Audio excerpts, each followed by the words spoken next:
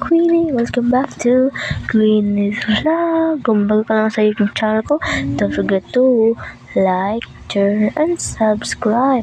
Don't forget to get notification bell below for update ka sa Queenie's Happening. So ngayon pala guys, mas bisita ako sa aking bahay sa Brookhaven. So ngayon sa short video natin gawin kasi pag sa video natin original is hindi siya ma-upload kasi hindi na siya ma-edit kaya hindi na natin ma-edit ngayon kasi hindi siya ma-upload ma-edit kaya ngayon guys i-house tour ko kayo guys sa bahay namin. So ngayon guys, ito pala yung ating guys, tignan nyo to, ang ganda na ba pinagandahan ko na to kasi may bisita tayo ngayon. So ito siya guys, yung ating ayan, yung slide, ito pala yung yung sala namin, yung sala pala sa Brookhaven. Then saka tayo sa itaas, ayan, nababanggap siya. So ito pala, nilagyan ko rin ng light para maganda. And ito rin yung aking kwarto. Tignan nyo, ang ganda no.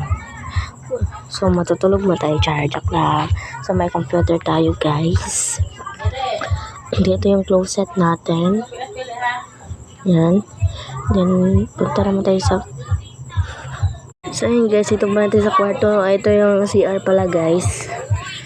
Ayan, CR namin. May toilet tayo dyan and everything. So dito pala yung room ng visitor natin. Dalawa yung bed niya pero isa lang siya. Din ito yung ating ayun, restroom. Basta. So guys, dito ulit naulat kasi meron pa tayong isang pa. Ito meron pa pala ako nakalimutan dito pa sa gilid ating danan is ito ang CR natin sa baba o sa baba ka. Ito yung CR natin. So ayan guys, sa labas na tayo, antayin na lang natin.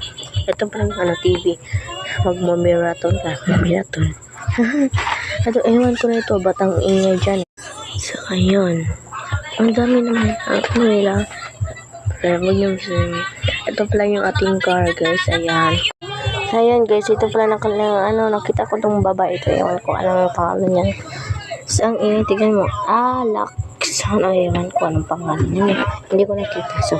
So ito tayo, kunin natin yung car natin. Ayan. So car, pero hindi siya under.